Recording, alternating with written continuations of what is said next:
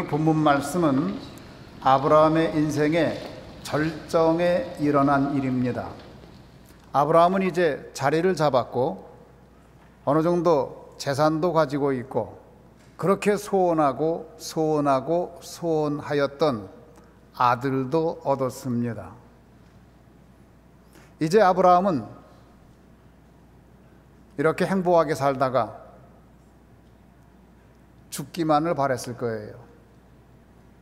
차세대 문제도 해결됐으니 이제 나는 이렇게 행복하게 살다 죽으면 되겠다.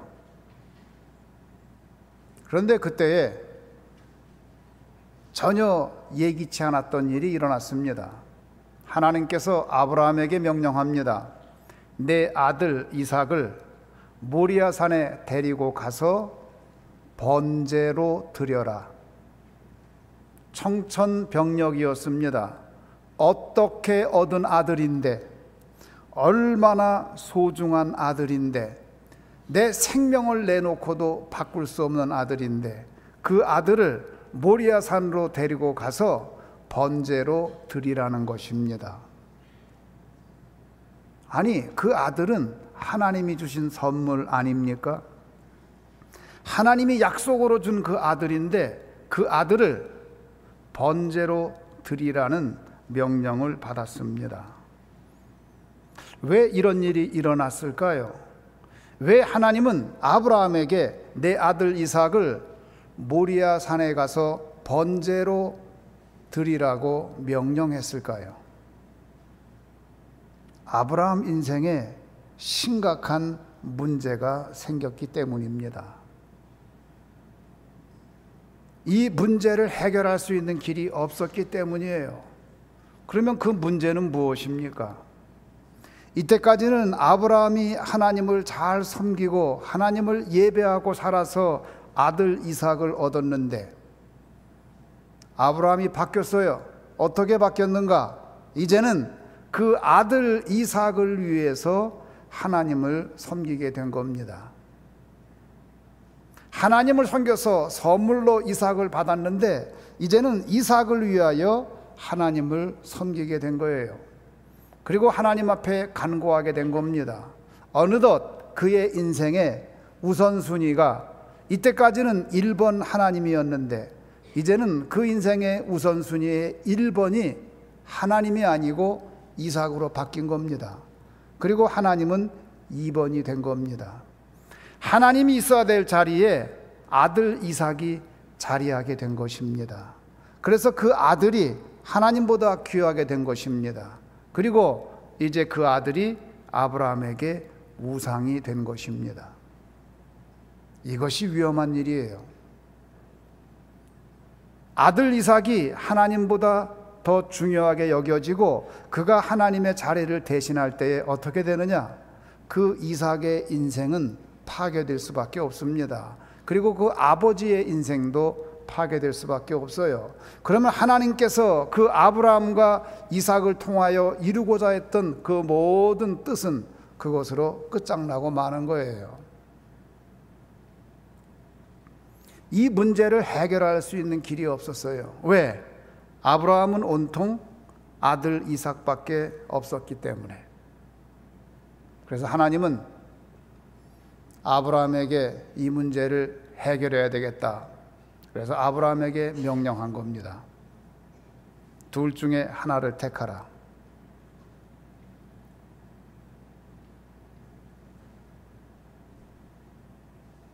내 명령에 순종해서 이삭을 번제로 바치든지 아니면 이삭을 살리든지 둘 중에 하나를 택하라. 그렇게 명령하지 않고서는 이 양자택일의 인생의 딜레마에 빠지지 않고서는 아브라함을 깨우칠 수 있는 길이 없었어요. 그때 비로소 아브라함은 깨닫기 시작합니다. 아, 내가 하나님의 자리에 아들 이삭을 두었구나. 이때까지는 내 인생의 1번이 하나님이었는데 이삭이 되었구나. 모리아산으로 가는 동안에 그 아들을 데리고 모리아산으로 가면서 계속 아브라함이 한 일은 무엇입니까? 우선순위가 잘못됐구나. 그래서 1번에 있던 아들을 끌어내리고 하나님을 다시 1번에 자기 자리에 놓아드리는 그 처절한 작업이 모리아 산으로 가는 동안에 있었던 겁니다. 가서 바쳤어요. 그리고 난 후에 아들을 다시 얻었어요. 그때 다시 얻은 아들은 바치기 전에 아들하고 달라요. 이제는 아버지가 과다하게 간섭하지 않아요. 하나님이 그를 위한 계획이 있는 걸 믿는 거예요. 이제는 그 아들을 아들답게 대할 수 있어요. 내 꿈을 그 아들을 통해서 성취하고자 하는 마음도 없어요. 오직 하나님의 뜻이 그를 통하여 이루어지기만을 기도하는 거예요. 아들 이삭아, 하나님이 너에 대한 계획이 있으니 그 계획을 가지고 살아라. 내 꿈을 강요하는 게 아니에요. 이제 이삭은 자유로워졌어요. 이삭뿐 아니라 아버지 아브라함도 자유로워졌어요. 이제는 그 아들을 편안하게 볼 수 있어요. 그렇지, 하나님의 은혜가 아들을 키우는 거지 나의 과도한 관심이 키우는 건 아니다. 그걸 깨달았어요. 이제는 이삭이 정상적인 아들로 자라기 시작합니다. 그렇게 성장을 했습니다. 사랑하는 성도 여러분, 그것을 아셔야 됩니다. 내 아들을 위한 하나님의 위대한 계획이 있다. 내가 가지고 있는 그 계획보다 하나님이 가지고 있는 그 계획이 더 위대하다. 그렇게 고백을 하면은 아들을 뒤에서 강박적으로 조종하려는 마음을 갖게 되질 않아요. 그리고 그 아들은 더 편안한 상태에서 하나님을 알게 돼요. 그리고 아버지와 어머니의 관계도 다 좋아지는 거예요. 그 아들하고. 누가 나를 신으로 숭배한다면 그것처럼 괴로운 일이 어디 있겠습니까? 나를 우상으로 숭배한다 그러면 얼마나 그게 어렵겠어요. 그 인생이 왜곡되는 거예요. 만약에 여러분이 저를 어이구 우리 교회 담임 목사님 그래서 저를 막 신격화해 가지고 저를 막 섬기고 뭐 제가 하는 건 다 해주고 막 그렇게 한다 그래 보세요. 그러면 그게 저에게 얼마나 부담이 되겠어요. 그건 이루 말할 수 없는 부담이에요. 그런 일이 있을 수가 없는 거예요. 근데 거기에 만약에 영어로 표현하면 스포일 됐다고 그러는데 거기에 익숙해져 가지고 그게 좋아 가지고 그렇게 되니까 헬렐레 해 가지고 그렇게 해주는 신자를 좋아하고 그렇게 해주는 장로님을 좋아하고 목사가 그렇게 되면은, 그리고 우리 목사님 최고 그러면은 그 목사 죽이는 일이고 그 교회 죽이는 일이에요. 그게 독이에요, 독. 하나님이 1번입니다. 하나님이 1번이고 나머지는 다 2번, 3번, 4번, 4번이에요. 5번이에요. 하나님 입장에서 번호를 봐야 되는데 이 번호가 바뀔 때에 그것이 무엇이건 간에 내가 그 1번을 내 아들을 두었건 내가 그 1번을 내 딸을 두었건 아니면 내 직장을 1번으로 두었건 내 성공을 1번으로 두었건 내 학문을 1번으로 두었건 무엇이든지 하나님보다 그 1번으로 두는 것, 그게 우상이 되는 거예요. 그러는 순간 그의 인생은 망치게 돼요.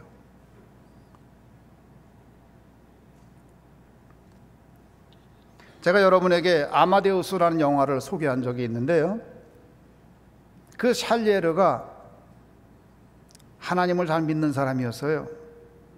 기도 많이 하는 사람이었어요. 그런데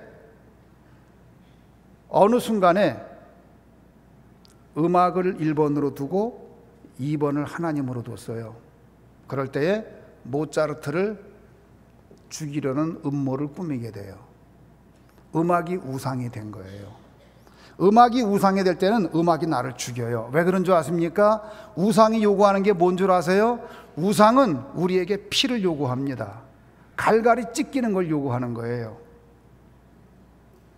그것이 그렇게 좋은 음악인데도, 아름다운 음악인데도 그게 나를 죽여버리는 거예요. 여러분이 권력을 하나님보다 더 중요하게 생각합니까? 하나님, 나 이번에 별 달게 해주세요. 하나님, 나 이번에 진급하게 해주세요. 별 2개 되게 해주세요. 별 3개 되게 해주세요. 그래서 진급이 우상이 될 경우에, 진급이 1번이고 내가 하나님을 믿는 것은 진급을 위해서 하나님을 믿는 거다. 그렇게 될 때에 진급이 우상이 되는데, 그러면 그 진급이 그 사람을 죽여요. 그것을 위해서라면 무엇이든지 하는 거예요. 그러면 이상한 장군이 나오는 거예요.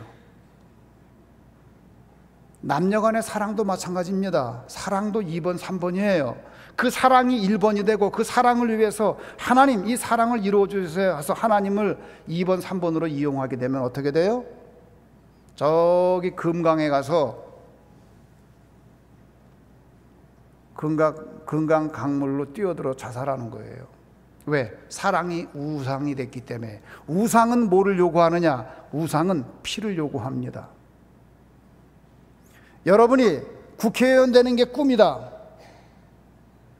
아니에요. 그게 꿈이 되면 안 돼요. 하나님의 사람이 되는 게 꿈인데, 국회의원을 통해서 하나님의 영광을 돌려야 되겠다 그러면 괜찮은데, 국회의원이 되기 위해서 하나님이 2번이 되고 항상 하나님을 이용한다 그러면 그 국회의원 되어도 괴물이 되는 거예요. 그래서 그 국회의원의 자리를 유지하기 위해서 뒤에서 온갖 비리를 다 저지르는 거예요. 나쁜 짓 다 하는 거예요. 왜? 우상은 피를 요구합니다. 우상은 파괴적이에요. 그것이 아름다운 것이라 할지라도 파괴적인 것이에요. 얼마나 파괴적인지 모릅니다. 그래서 망치는 거예요. 하나님이 아브라함과 이삭을 보았을 때에 위험하다, 큰일 났구나, 이거 어떻게 하면 좋으냐. 그래서 아브라함을 부른 겁니다. 아브라함아, 내 아들 이삭을 모리아산에 가서 바쳐라. 그 아들을 바치고 난 후에 아브라함도 바뀌었고 이삭도 바뀐 거예요. 그래서 그 집안을 살린 거예요. 그래서 모리아산에 가서 그 아들을 바치라고 한 하나님의 명령은 참으로 사랑의 명령이었고 그 가정을 살려내는 명령이었어요.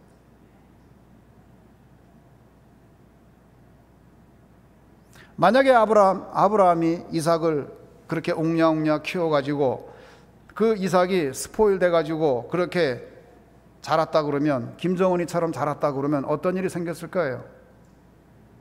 엉망이 되는 거죠. 아주 폭력적이 되든지 아니면 비굴한 사람이 되든지.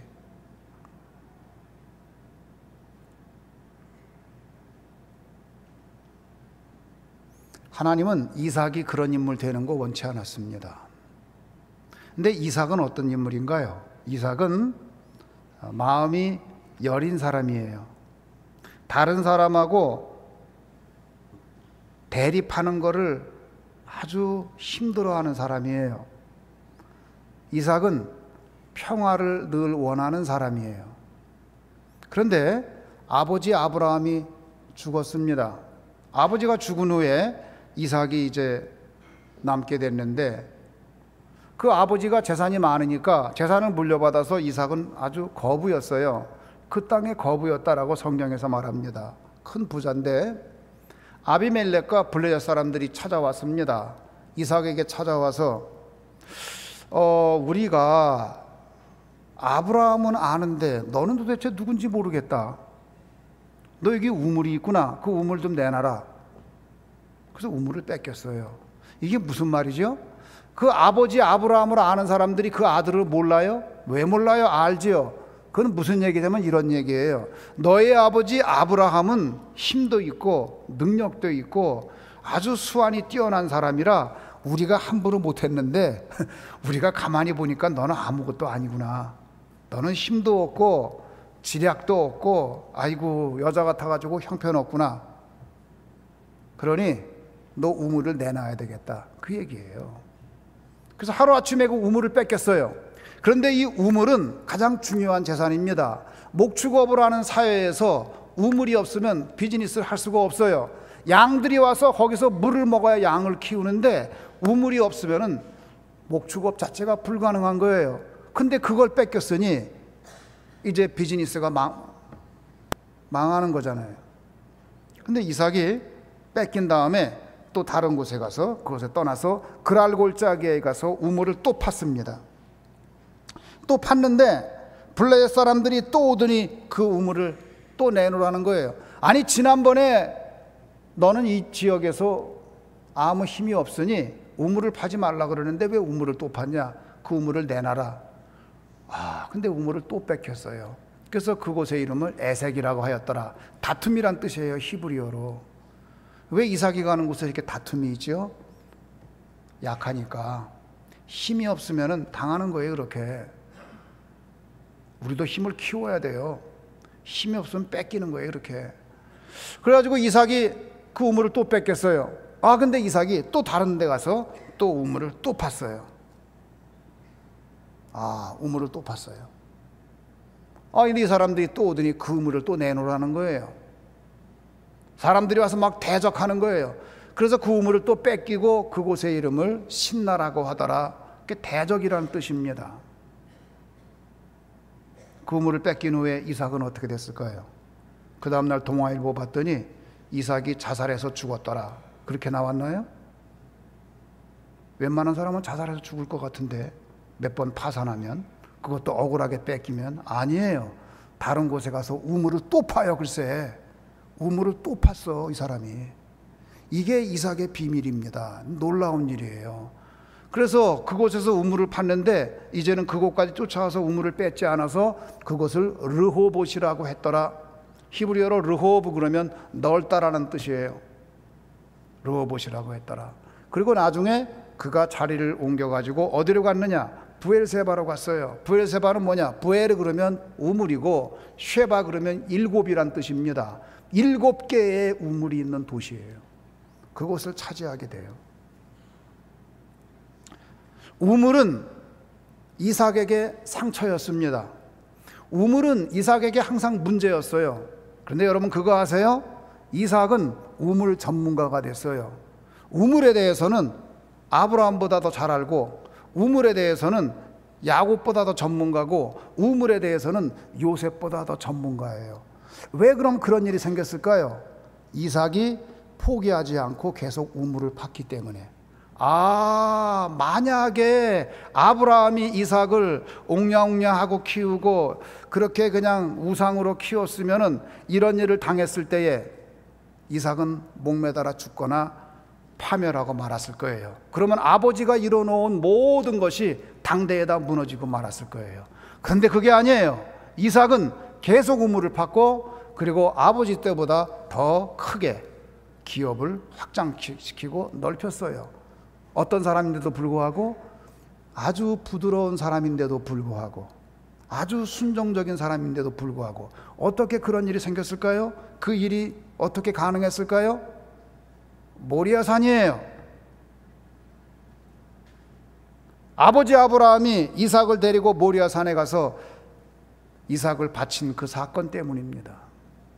이삭은 그때 그 기억을 잊어버릴 수가 없어요. 그 연약한 이삭이 두렵고 떨리고 아버지가 나를 결박해가지고 제단에다 올려놓을 때 그 두려웠던 마음, 아버지가 나를 죽이려고 했던 마음, 그 모든 기억이 없겠어요? 아버지하고 함께 모리아산으로 갈 때 아버지가 고민하던 그 모습, 그 기억이 없겠어요? 그런데 이삭에게 분명한 게 있어요. 그렇게 끝까지 순종할 때에 하나님께서 준비해 놓은, 아버지가 그 아들을 바치려고 할 때에 아브라함아, 아브라함아, 내 아들 이삭에게 손대지 말아라, 그런 명령을 하는 거예요. 아니 여러분, 놀라운 일 안 해요? 조금 전까지만 해도 그 아들을 번제로 바치라고 하더니 이제는 하나님께서 뭐라 그러냐면 그 아이에게 손대지 말아라, 절대로 손대지 말아라. 그 이삭의 프로텍터가 된 거예요. 보호자가 된 거예요.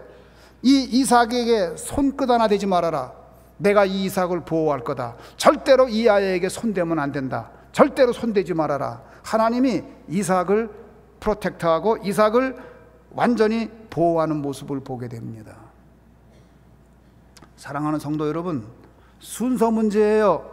순서가 바뀔 때에 하나님이 우리를 보호해 주는데, 만약에 내가 하나님 자리를 차지해서 1번이 되면 난 파멸의 대상이에요.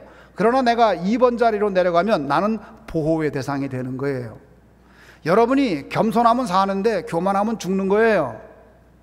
교만은 패망의 선봉입니다. 하나님 자리를 앞서가지고 교만한 사람 다 무너져요. 마지막에 파멸이에요.